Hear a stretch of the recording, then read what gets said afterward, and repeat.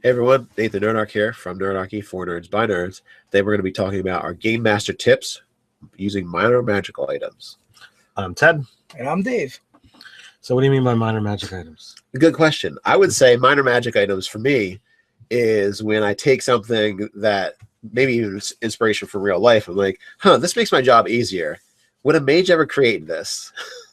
Or would a fairy creature ever think it's funny to make it? You know, like that kind of, that's the mentality I like to use for it. I look at it so as a cup that keeps your drink cold all the time. Awesome magic item. Or hot.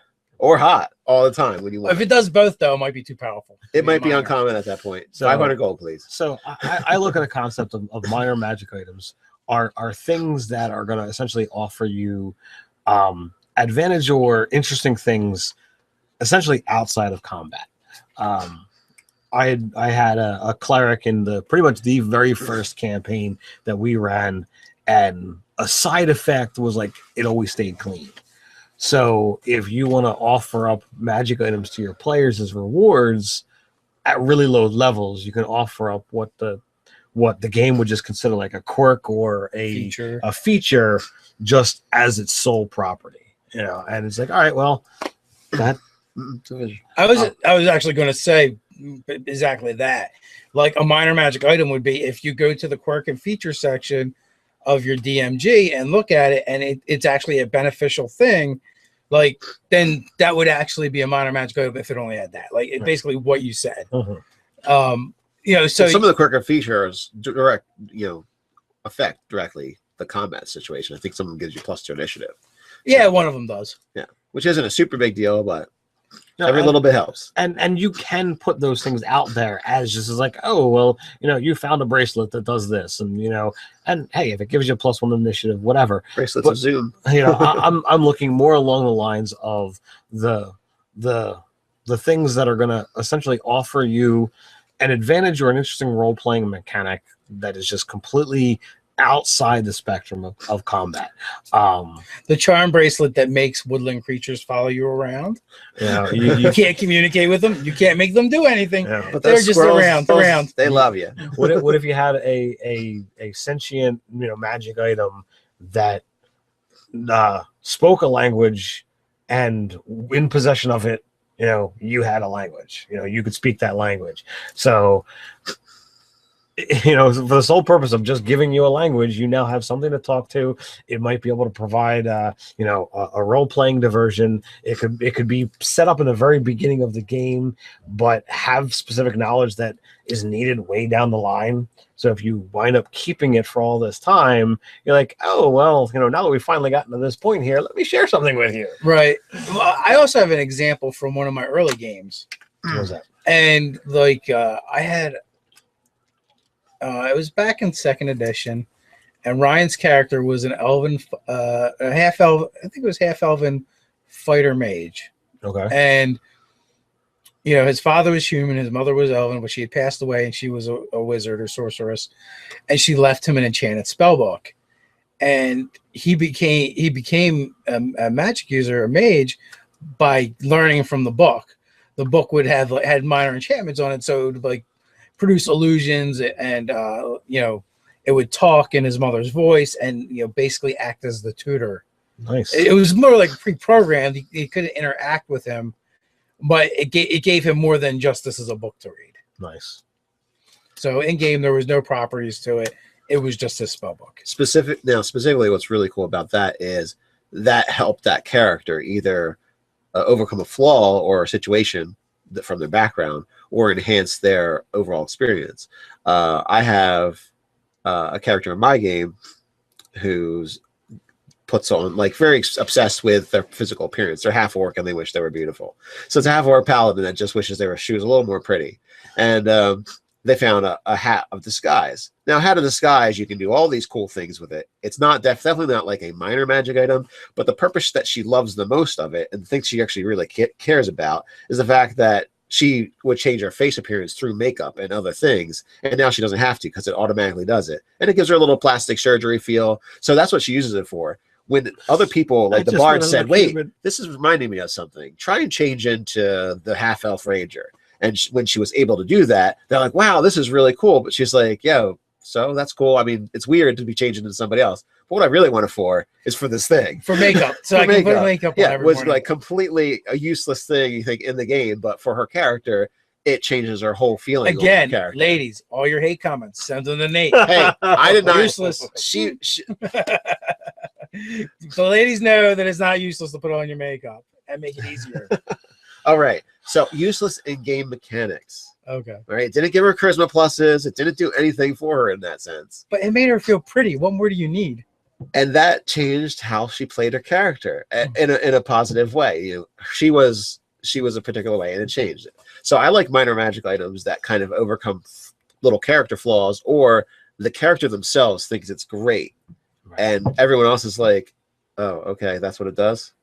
Yeah. Well, you can, or you can be like, she keep can that pass the thing. guards with that. Yeah. But you're gonna use it to put makeup on. Yeah. The major thing is this is what I really want it for. And I think a good test of that is for the character. If one of the characters sees it and they're like, "I've got to have this thing," and all our other characters are like, "Yeah, you can take it." It's like, What the heck am I going to use that for? So that I like to have those type of minor magic items that one of the players is going to really enjoy. So I think characters out there are gonna be able to have fun with these type of things. They offer no serious mechanical situations. They probably don't require attunement. So I would hope not. So they have a situation where you can give them early, and it's not going to affect them over the long run. It's not going to increase their combat effectiveness. But I think players are going to be able to enjoy these type of things. Even trinkets. Some of the trinkets are almost like minor magic items. Mm-hmm. Like the book that can't be written in it, and different things like that. See, I find like the trinkets are more like, well, they're not useful. They're a quest thing. It's like I want to solve it. Yeah, but you could absolutely, like, this could be an evolution too. You could take a trinket that seems to have a magical property, and that's like either benign or not useful or doesn't really do anything. The clockwork fish in a bowl. The clockwork fish in a bowl, and then you can kind of like progress it to, okay, now it's actually useful. It's just not mechanically advantageous to the character, and then later on you can actually progress it into a full blown magic item if that's what you want it to do. So like there's different things you can do with that as well. I mean, that's kind of fun where you can like take your character's magic items and level them up with them. And a great place to start would be a minor magic item that is just kind of like they're attached to it more out of sentimental value and its quirkiness than they are over what it does for them. Right. And you can slowly level that up and make it more useful in the game. And to add to that, the mystery factor of, oh, this is a minor magic item, but it is something more. I like to have the identify skill for that be changed. The identify spell be changed a little bit because I feel like it just like is the mechanical readout is what it spits out at you about what the item does. That's just my read on it, my take on it. But I like to dial it back where it's not as specific, and you still have to mess around with it and play around with it. I have what the party calls a mead stick. It's a stirring stick for a dwarven stirring stick with dwarven runes on it, and they're mead recipes, but it's magical, and it is the most interesting thing in the campaign because they don't know what it does. Yeah, I would say if you're gonna have items that do level, like they have to figure out, or secrets have to be let known to them about how it can be leveled up. But an identify is not going to give a checklist of, okay, well, if you do all of these things, it's going to have this effect, and then once this is unlocked, you can do all of this stuff to have this happen. I think that's too it takes away the mystery and the fun of discovery. And I would definitely go that route. Yeah, and I would say with keeping the mystery, you don't even have to know what it does. I've made 2 magic items so far for my game, and I know one of them is going to do more things, but it already does more than I expected it to do in the beginning. Nice. It's funny how these things take on a mind of their own. Yeah. So, but yeah, there's something to be said for letting things happen during the game, and maybe the players say something, and you're like, you know what, maybe that's what it will do. That's a good idea. That was a better idea than I thought of. Yeah, and then you just do it. So what do you guys think? Do you use minor magic items in your game? Pros, cons, go ahead and put them in the comments below. While you're doing that, feel free to click like, share, even subscribe. Check us out on nerdarchy.com. You can also join the conversation over on Reddit. So until next time, stay nerdy.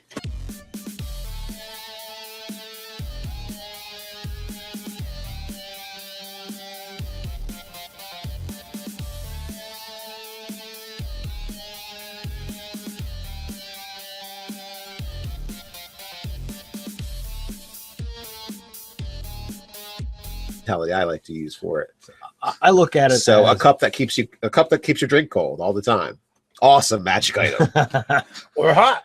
Or hot all the time when you want. If it does both, though, it might be too powerful. It might be uncommon at that point. So, 500 gold, please. So I look at a concept of minor magic items are things that are going to essentially offer you advantage or interesting things essentially outside of combat. I had a cleric in pretty much the very first campaign that we ran, and a side effect was like it always stayed clean. So if you want to offer up magic items,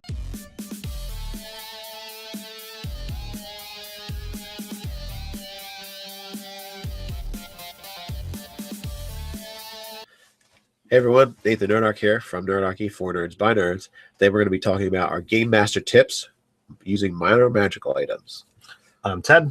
And to your players as rewards at really low levels, you can offer up what the game would just consider like a quirk or a feature just as its sole property. You know, and it's like, all right, well, that I was actually going to say exactly that, like a minor magic item, Dave.